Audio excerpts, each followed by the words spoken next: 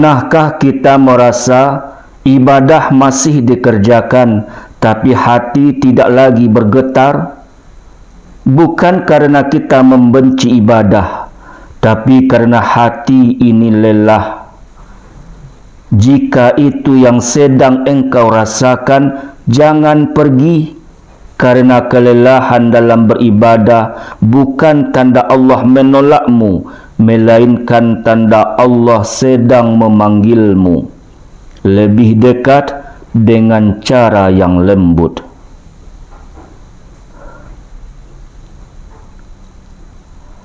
Pelan-pelan, mari kita duduk sejenak, tenangkan napas, tenangkan hati.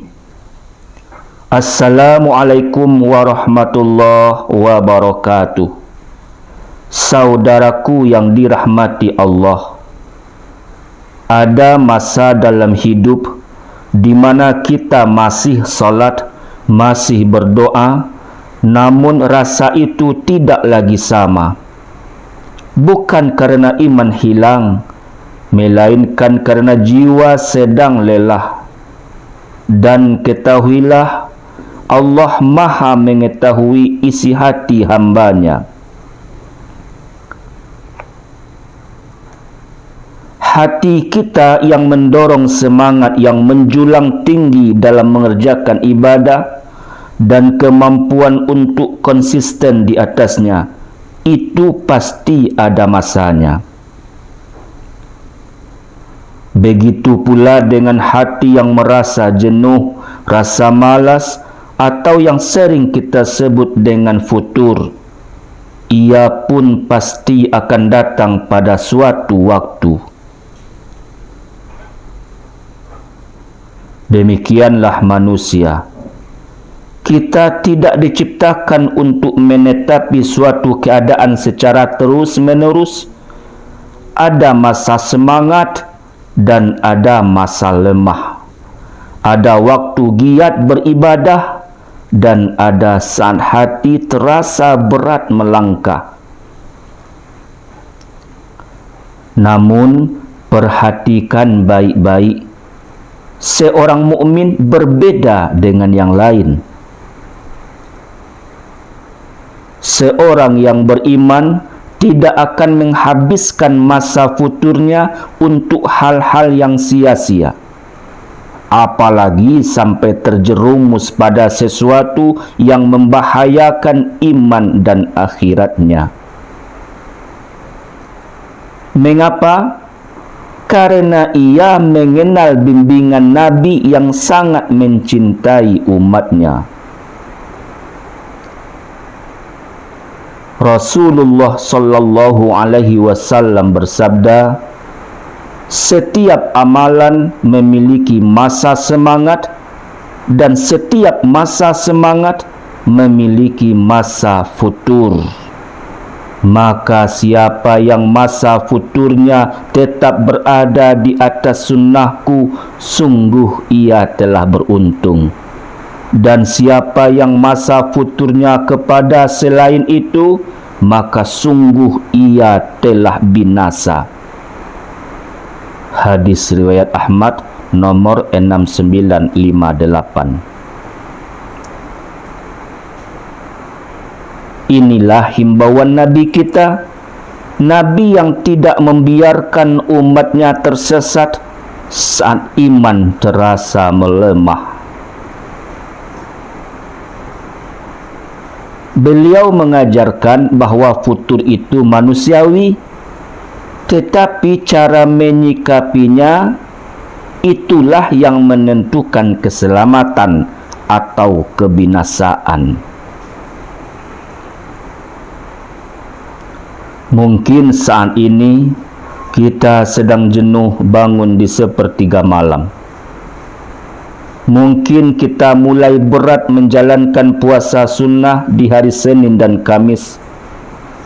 Atau mungkin Al-Quran yang dulu terasa nikmat dibaca, kini terasa sulit untuk dibuka.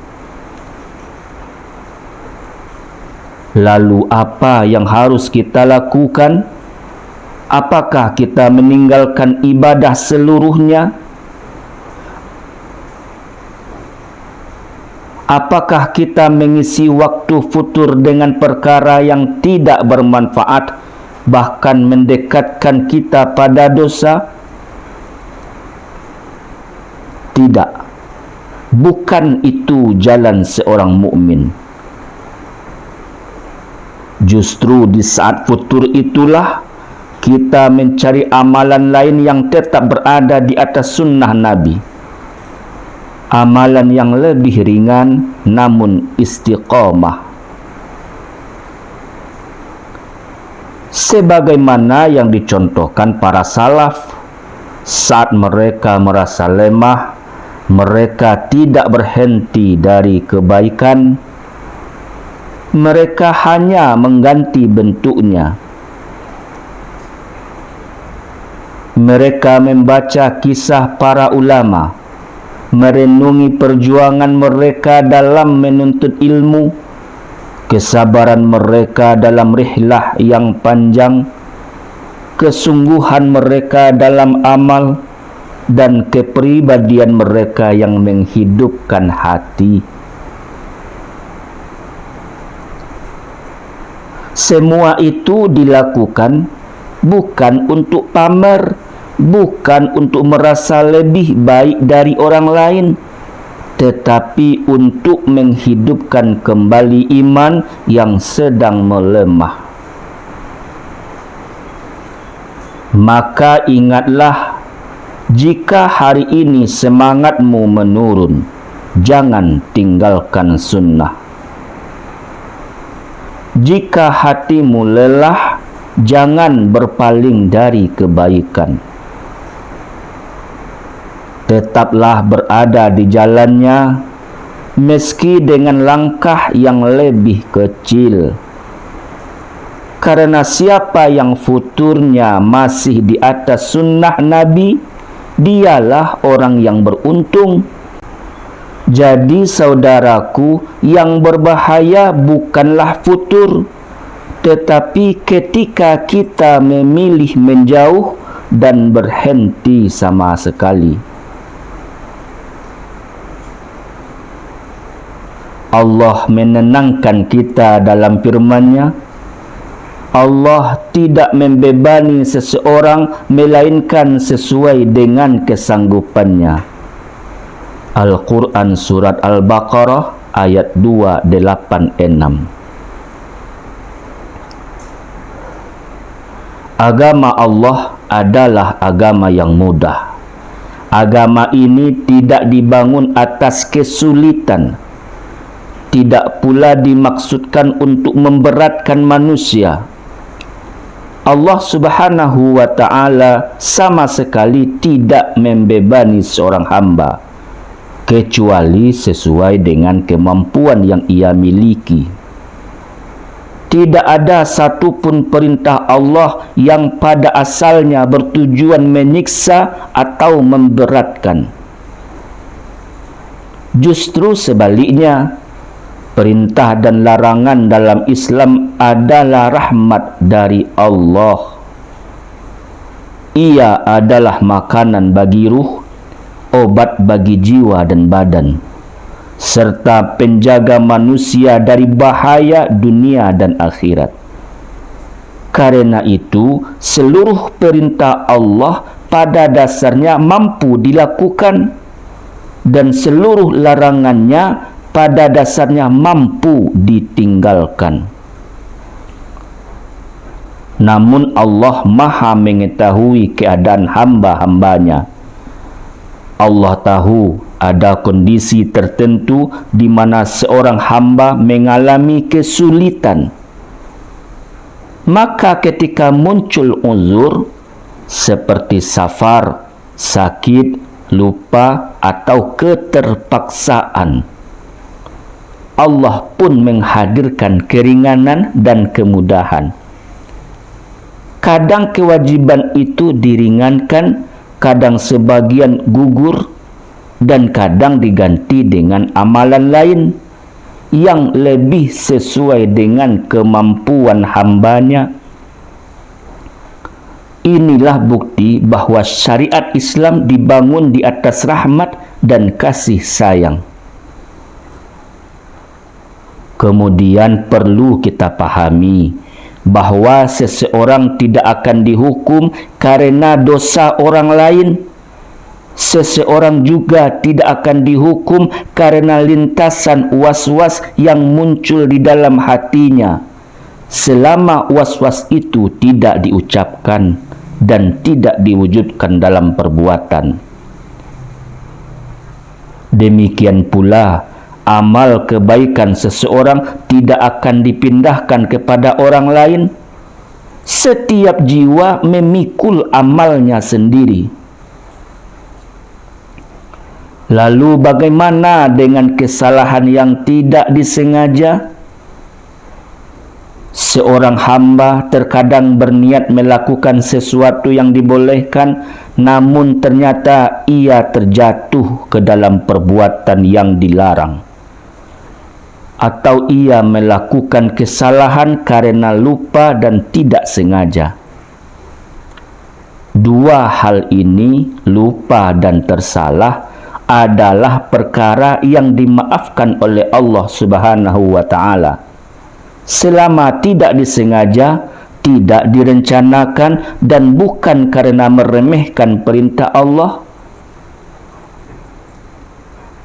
Berdasarkan pemahaman ini, maka orang yang solat dengan pakaian yang ternyata bernajis, atau terkena najis di badannya, atau berbicara di dalam solat karena lupa, maka semua itu dimaafkan oleh Allah.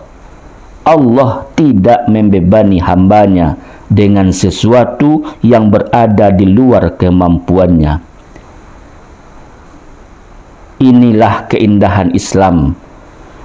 Inilah bukti bahwa agama ini datang sebagai rahmat, bukan sebagai beban.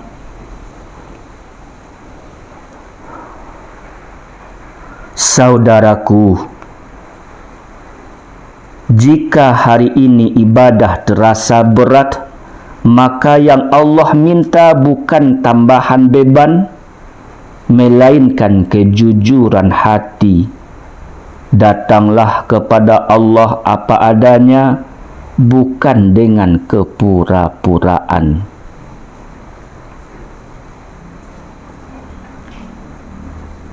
Ibadah bukan soal banyak, tapi terhubung selalu dengan Allah.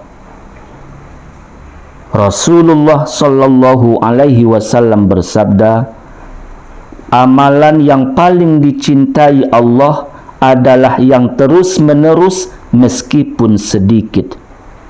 Hadis riwayat Bukhari nomor 6465. Allah tidak mencari hamba yang sempurna, tetapi hamba yang terus kembali. Satu rakaat dengan hati hadir lebih Allah cintai daripada banyak amal tanpa rasa.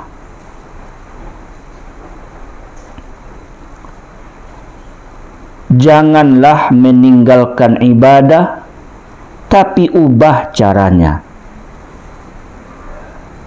Jika solat terasa berat, perbaiki kekhusyukannya, bukan meninggalkannya. Jika doa terasa hampa, curahkan isi hati, bukan hafalan semata. Allah berfirman, dan apabila hamba-hambaku bertanya kepadamu tentang aku, maka sesungguhnya aku dekat. Al-Quran Surat Al-Baqarah ayat 186.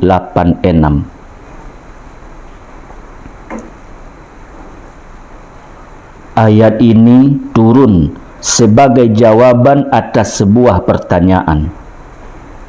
Beberapa sahabat Nabi sallallahu alaihi wasallam datang dan bertanya dengan penuh adab,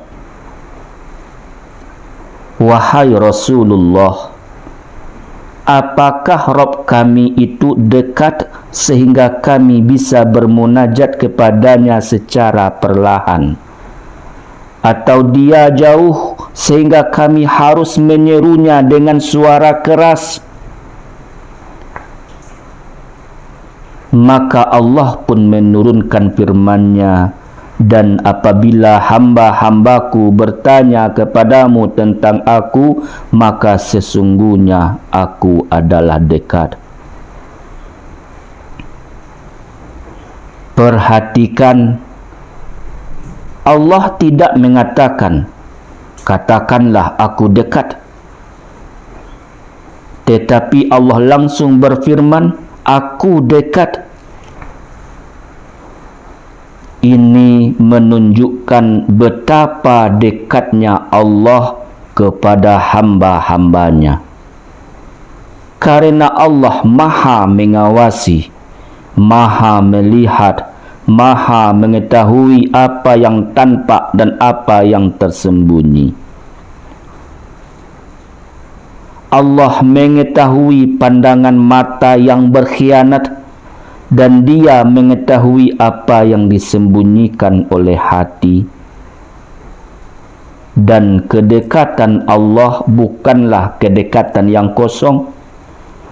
Allah dekat dengan orang yang berdoa kepadanya dengan cara mengabulkan doa, menolong hambanya, dan memberikan taufik. Karena itu Allah berfirman, aku mengabulkan permohonan orang yang berdoa apabila dia berdoa kepadaku. Al-Quran Surat Al-Baqarah ayat 186.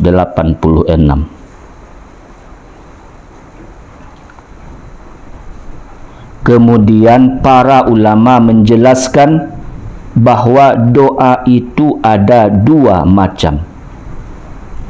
Yang pertama, doa ibadah, yaitu memuliakan Allah, menyatakan kebesarannya, dan menunjukkan kebutuhan kita kepadanya melalui amalan ibadah seperti solat, puasa, zikir, membaca Al-Quran. Semua itu pada hakikatnya adalah doa. Yang kedua, doa permohonan, yaitu ketika seorang hamba meminta secara langsung kepada Allah, memohon kebaikan dunia dan akhirat serta perlindungan dari keburukan.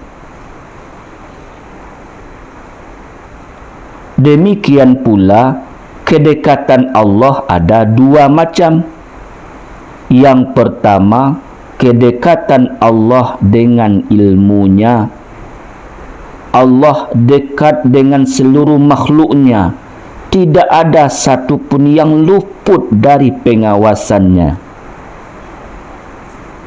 Dan yang kedua, kedekatan khusus kepada orang-orang yang beriman, yang beribadah, dan yang bersungguh-sungguh berdoa kepadanya. Kedekatan yang menghadirkan pertolongan, pengabulan doa, dan taufik dari Allah Subhanahu wa ta'ala. Maka siapapun yang berdoa dengan hati yang hadir, yakin kepada Rabb-Nya dan berharap hanya kepadanya, sesungguhnya ia sedang berdoa kepada Rabb yang sangat dekat.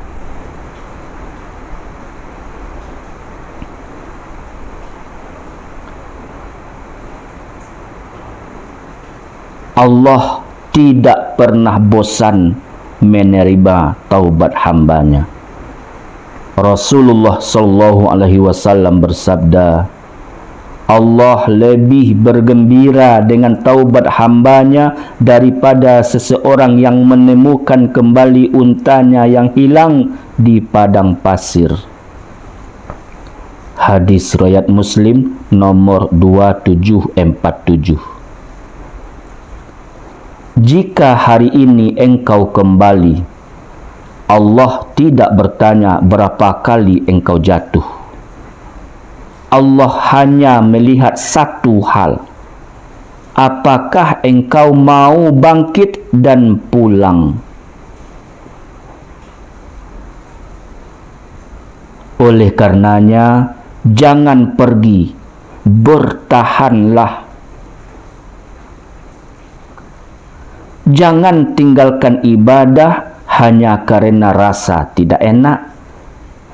Jangan menjauh hanya karena iman terasa turun. Karena iman memang naik dan turun. Dan yang Allah cintai adalah mereka yang tetap bertahan meski tertatih. Saudaraku, jika hari ini hatimu lelah, jangan pergi. Duduklah di hadapan Allah, walau dengan air mata, walau dengan doa yang terbata.